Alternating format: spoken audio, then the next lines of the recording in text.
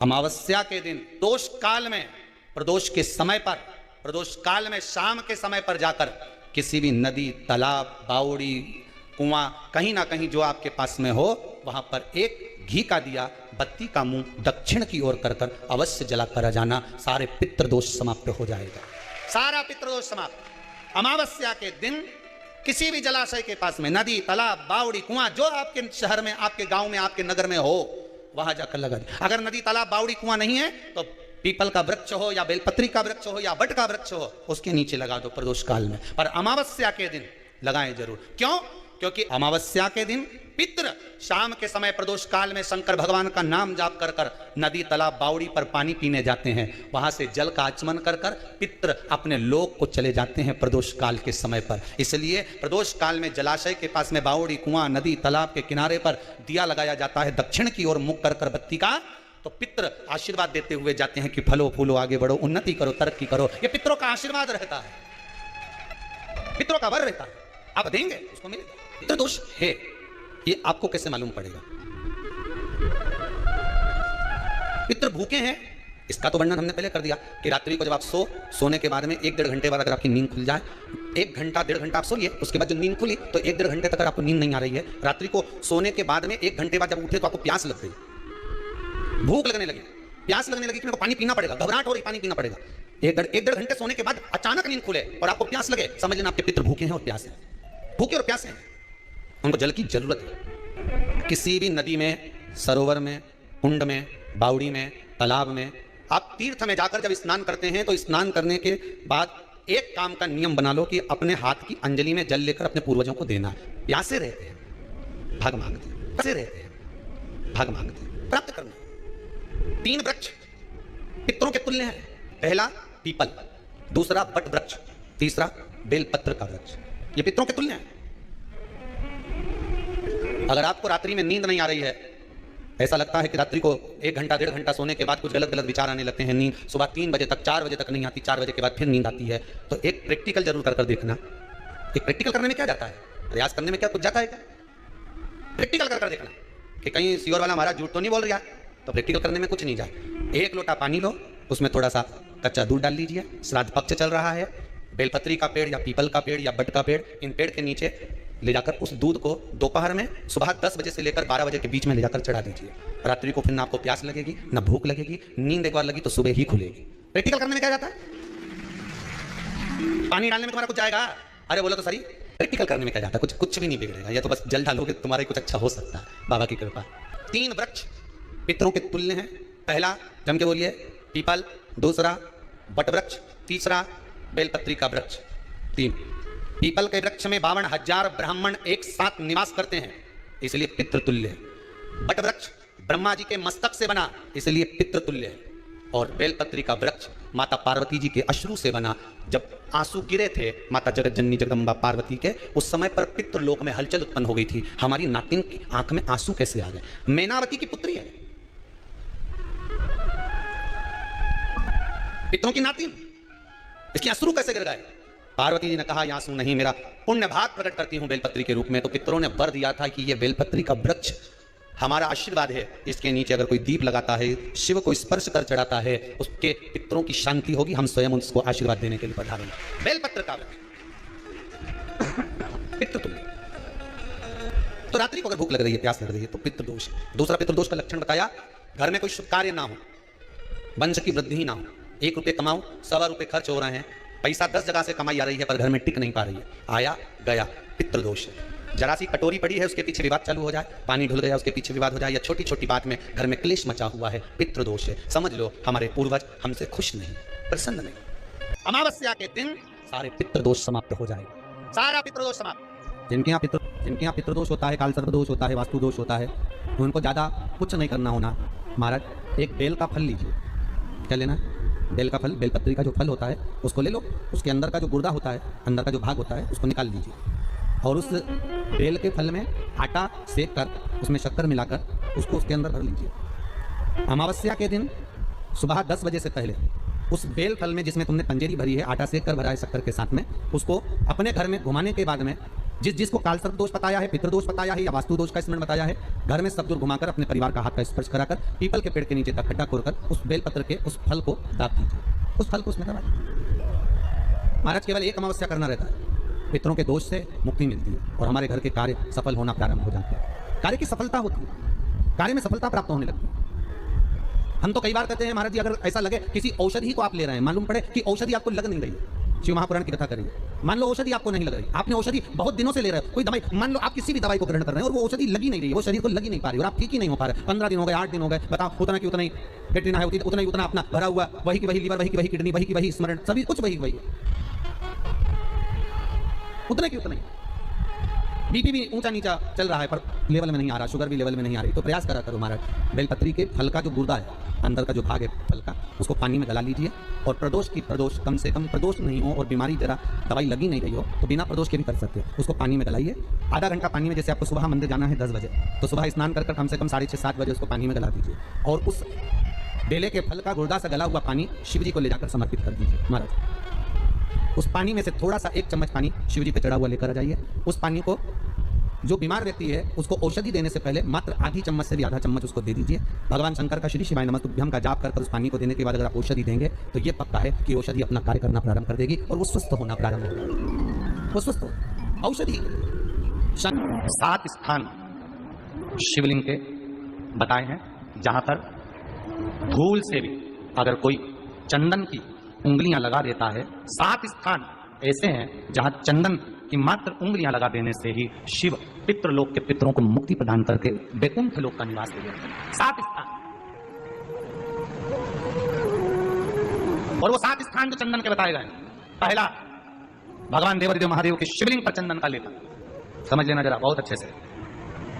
आपको लगता है स्वप्न में कोई मुर्दे दिख रहे हैं या कोई जल रहा है या कोई मर रहा है या कोई चला गया है, ऐसा भय लगता है, बच्चों को मानी भेजूंगी ऐसा हो जाएगा, पति को मानी भेजूंगी ऐसा हो जाएगा, कोई हमारे कोई गलत तो नहीं कर रहा है, आपको लगता है। 7 स्थान चंदन के बताएं महाराज। पहला शिवलिंग, दूसरा जहां गणेश जी का स्थान है, मालूम है ना सबको, जम के बोलो जरा, मालूम है ना सबको, जहां गणेश जी का स्थान है वहां अलग से गणेश जी बैठे वहां नहीं, शिवलिंग में जलाधारी के ठीक सामने राइट में गणेश, लेफ्ट में कार्तिकेय, बीच में अशोक सुंदरी। तो पहला चंदन बाबा के शिवलिंग पर, दूसरा गणेश जी पर चंदन की उंगली, तीसरा षडानंद कार्तिकेय पर चंदन की उंगली, चौथा अशोक सुंदरी पर चंदन की उंगली, पांचवा जलाधारी पर चंदन की उंगली, छठा जो शिवलिंग का जल बह रहा है इसके ठीक विपरीत की ओर चंदन की उंगली, और 7वां चंदन नंदी के मस्तक के ऊपर जो 2 सींग लगे रहते हैं उस पर चंदन की उंगली। ये कब लगाई जाती है? या तो अमावस्या के दिन, आपको लगता है कि हमारे पूर्वजों का उद्धार नहीं हुआ, हमारे पूर्वजों का कल्याण नहीं हुआ, कहीं अधोगति में कोई चला गया है, उसका बस एक बार, रोज नहीं जरूरत है,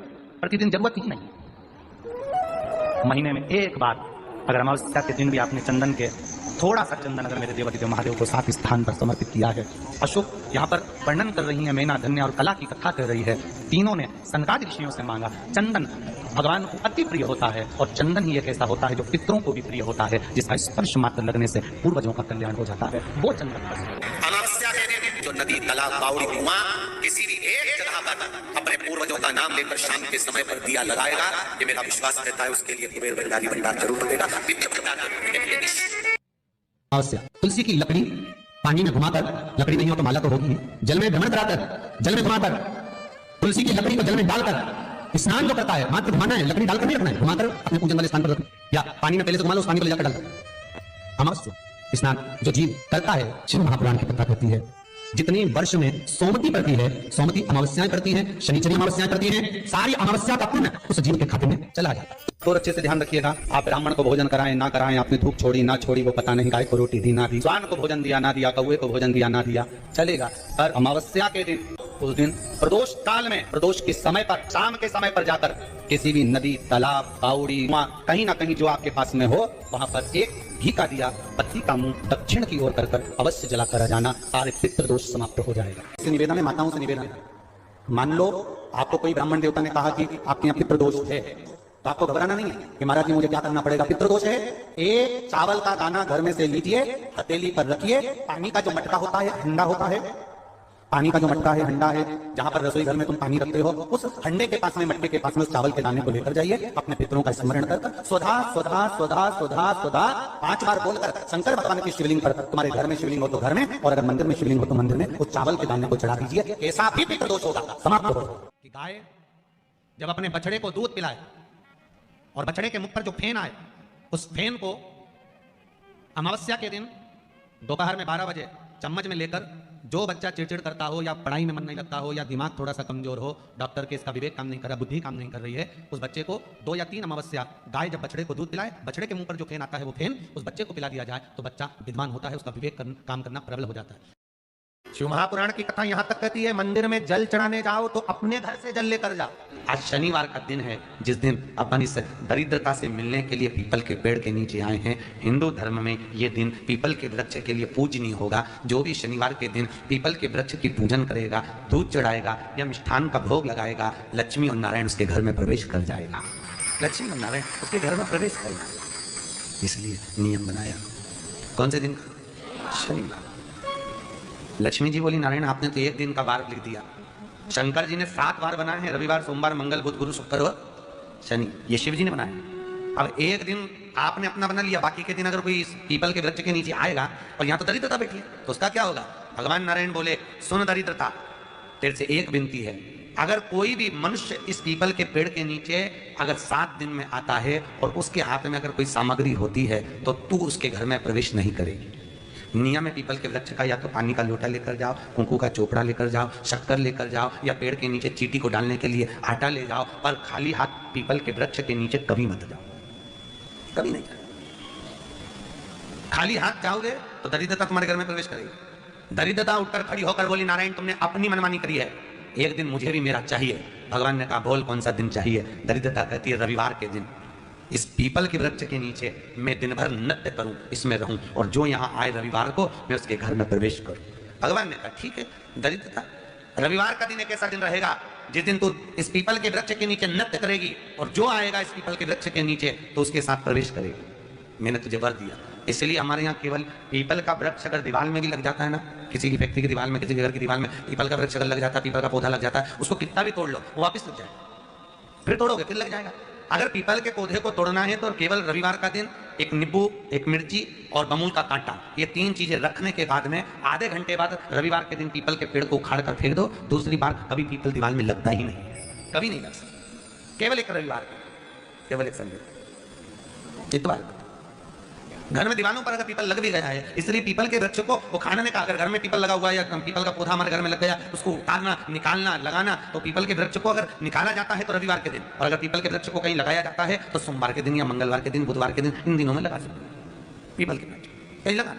शनिवार का दिन एक ऐसा दिन होता है जिस दिन पीपल के वृक्ष को कहीं जाकर लगाया नहीं जाता, क्योंकि शनिवार के दिन पीपल के वृक्ष के नीचे लक्ष्मी रहती है। हम अपने हाथों से अगर पीपल का वृक्ष किसी दूसरी जगह पर शनिवार को रोपित करते हैं तो हमारे घर की लक्ष्मी अपने घर से छिन्न होकर चली जाती है। इसलिए शनिवार के दिन पीपल लगाया नहीं जाता, किसी के घर जाकर उसको वापस पलटा नहीं जाता। लग गया उसको।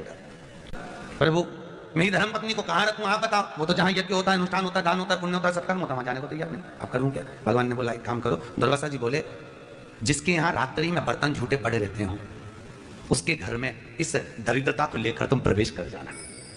जिसके यहाँ रात्रि में बर्तन झूठे पड़े हो वहां लेकर प्रवेश कर जाओ। दूसरी जगह दुर्वासा जी बोले, जो स्त्री घर में दोपहर के समय पर सो रही हो उसके घर में इसको लेकर प्रवेश कर जाइए। जो स्त्री दोपहर के समय में घर पर सो रही हो इस दरिद्रता को लेकर प्रवेश कर जाइए। तीसरा, जिसके यहाँ पर दरवाजे पर कांटे वाले पौधे लगे हों उस घर में इस दरिद्रता को लेकर प्रवेश कर जाइए। दरिद्रता, कितनी सुंदर बात कही है। दाता और विधाता, कौन कौन? दाता और विधाता। लक्ष्मी और दरिद्रता के सगे भाई हैं। कौन कौन? दाता और विधाता। दाता को फिटकरी प्रिय है, विधाता को नमक प्रिय है। ये दोनों हमेशा लक्ष्मी को और दरिद्रता को दोनों को समझाते थे, दोनों में प्रेम बढ़ाते थे। आज भी हिंदू धर्म की रीति है। यहाँ तो ठीक है, जिसके यहाँ पर भी अगर थोड़ी सी भी परेशानी होती है, थोड़ा सा क्लेश होता है, अशांति होती है, लक्ष्मी नहीं दिख रही हो, काम नहीं बन रहे हो, बहुत प्रयास करा जा रहा हो और हमारा कार्य नहीं होता, तो क्या करते हैं? फिटकरी और नमक को पानी में डाल देते हैं और घर में पोछा लगा देते हैं। आप लोगों ने आजकल फेसबुक पे भी पढ़ा होगा, व्हाट्सएप पे पढ़ा होगा। तो क्यों लिखा उसमें? उसका कारण ही केवल है कि दाता और विधाता की प्रियता। माता ख्याति के जो 4 बच्चे हुए, इसमें जो 2 लड़के हैं, दाता और विधाता, उसकी प्रियता। उसकी पूर्णता उस। अब दुर्वासा जी बोले अपनी धर्मपत्नी को वहां लेकर, जहां कांटेदार पौधे लगे हों वहां पर लेकर प्रवेश कर जाइए।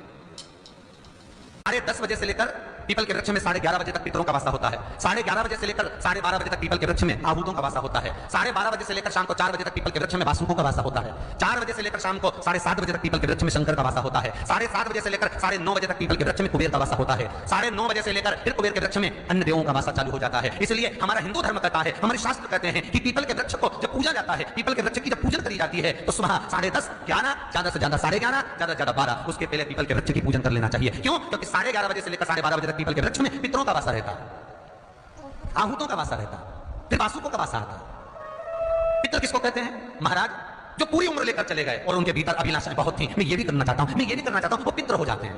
आहूत किसको कहते हैं? जिस माता के गर्भ में बच्चा जन्म ले और मर जाए, या 6 महीने का गर्भ धारण करने के बाद अवर्षण हो जाए, जीव पड़ने के बाद 6 महीने के बाद अगर बच्चा गर्भ में भी शांत हो जाता है, कुमारी अवस्था में शांत हो जाता है, जिसका विवाह नहीं हुआ ऐसा बच्चा जब शांत हो जाता है, अधोगति में कोई मर जाता है, सुसाइड कर एक्सीडेंट में किसी भी रूप में मर जाता है, तो वो आहूत कहलाता है। और बहुत ध्यान देना साहब, शिव महापुराण की कथा कहती है पितरों को भाग मिलता है, इसलिए पितृ तृप्त रहते हैं। कितने भाग्यशाली, वो भजन करो, वो स्मरण करो। अमावस्या है, अमावस्या के दिन प्रदोष काल में, प्रदोष के समय पर, प्रदोष काल में शाम के समय पर जाकर किसी भी नदी, तालाब, बावड़ी, कुआं, कहीं ना कहीं जो आपके पास में हो, वहां पर एक घी का दिया, बत्ती का मुंह दक्षिण की ओर कर अवश्य जलाकर आ जाना, सारे पितृदोष समाप्त हो जाएगा, सारा पितृदोष समाप्त। अमावस्या के दिन किसी भी जलाशय के पास में, नदी, तालाब, बावड़ी, कुआं, जो आपके शहर में, आपके गांव में, आपके नगर में हो, वहां जाकर लगाए। अगर नदी, तालाब, बावड़ी, कुआं नहीं है तो पीपल का वृक्ष हो या बेलपत्री का वृक्ष हो या बट का वृक्ष हो, उसके नीचे लगा दो प्रदोष काल में। और अमावस्या के दिन लगाएं जरूर। क्यों? क्योंकि अमावस्या के दिन पितृ शाम के समय प्रदोष काल में शंकर भगवान का नाम जाप कर कर नदी, तालाब, बावड़ी पर पानी पीने जाते हैं, वहां से जल का आचमन कर कर पितृ अपने लोक को चले जाते हैं प्रदोष काल के समय पर। इसलिए प्रदोष काल में जलाशय के पास में बावड़ी, कुआं, नदी, तालाब के किनारे पर दिया लगाया जाता है दक्षिण की ओर मुख कर बत्ती का, तो पितृ आशीर्वाद देते हुए जाते हैं कि फलो फूलो, आगे बढ़ो, उन्नति करो, तरक्की करो। ये पितरों का आशीर्वाद रहता है, पितरों का वर रहता है, आप देंगे उसको मिलेगा। पितृदोष है ये आपको कैसे मालूम पड़ेगा? पितृ भूखे हैं, इसका तो वर्णन हमने पहले कर दिया कि रात्रि को जब आप सोने के बाद में 1-1.5 घंटे बाद अगर आपकी नींद खुल जाए, 1 घंटा 1.5 घंटा आप सोइए, उसके बाद जो नींद खुली तो 1-1.5 घंटे तक अगर आपको नींद नहीं आ रही है, रात्रि को सोने के बाद में 1 घंटे बाद जब उठे तो आपको प्यास लग गई, भूख लगने लगी, प्यास लगने लगी कि मेरे को पानी पीना पड़ेगा, घबराहट हो रही, पानी पीना पड़ेगा। 1-1.5 घंटे सोने के बाद अचानक नींद खुले और आपको प्यास लगे, समझ लेना आपके पितृ भूखे हैं और प्यास है। किसी भी नदी में, सरोवर में, कुंड में, बावड़ी में, तालाब में, आप तीर्थ में जाकर जब स्नान करते हैं तो स्नान करने के बाद एक काम का नियम बना लो कि अपने हाथ की अंजलि में जल लेकर अपने पूर्वजों को देना। प्यासे रहते हैं, भाग मांगते हैं, फल प्राप्त करना। 3 वृक्ष पितरों के तुल्य हैं, पहला पीपल, दूसरा बट वृक्ष, तीसरा बेलपत्र का वृक्ष, ये पितरों के तुल्य हैं। अगर आपको रात्रि में नींद नहीं आ रही है, ऐसा लगता है कि रात्रि को 1 घंटा 1.5 घंटा सोने के बाद कुछ गलत गलत विचार आने लगते हैं, नींद सुबह 3 बजे तक, 4 बजे तक नहीं आती, 4 बजे के बाद फिर नींद आती है, तो एक प्रैक्टिकल जरूर कर देखना। एक प्रैक्टिकल करने में क्या जाता है, प्रयास करने में क्या कुछ जाता है क्या? प्रैक्टिकल कर देखना कि कहीं सीवर वाला महाराज झूठ तो नहीं बोल रहा है, तो प्रैक्टिकल करने में कुछ नहीं जाए। 1 लोटा पानी लो, उसमें थोड़ा सा कच्चा दूध डाल लीजिए, बेलपत्री का पेड़ या पीपल का पेड़ या बट का पेड़, इन पेड़ के नीचे ले जाकर उस दूध को दोपहर में सुबह 10 बजे से लेकर 12 बजे के बीच में ले जाकर चढ़ा दीजिए। रात्रि को फिर ना आपको प्यास लगेगी, ना भूख लगेगी, नींद एक बार लगी तो सुबह ही खुलेगी। प्रैक्टिकल करने में क्या जाता है? 3 वृक्ष पितरों के तुल्य हैं, पहला जम के बोलिए पीपल, दूसरा बट वृक्ष, तीसरा बेलपत्री का वृक्ष। 3 पीपल के वृक्ष में 52,000 ब्राह्मण एक साथ निवास करते हैं, इसलिए पितृतुल्य। बट वृक्ष ब्रह्मा जी के मस्तक से बना, इसलिए पितृतुल्य। और बेलपत्री का वृक्ष माता पार्वती जी के अश्रु से बना, जब आंसू गिरे थे माता जगत जननी जगदम्बा पार्वती के, उस समय पर पितृलोक में हलचल उत्पन्न हो गई थी, हमारी नातिन की आंख में आंसू कैसे आ गए। मैनावती की पुत्री है, पितरों की नातिन, इसकी अश्रु कैसे गिर गए? पार्वती जी ने कहा, आंसू नहीं, मेरा पुण्य भाग प्रकट करती हूं बेलपत्री के रूप में। तो पितरों ने वर दिया था कि यह बेलपत्री का वृक्ष हमारा आशीर्वाद है, इसके नीचे अगर कोई दीप लगाता है, शिव को स्पर्श कर चढ़ाता है, उसके पितरों की शांति होगी, हम स्वयं उसको आशीर्वाद देने के लिए पधारेंगे। बेलपत्र का वृक्ष पितृतुल्य।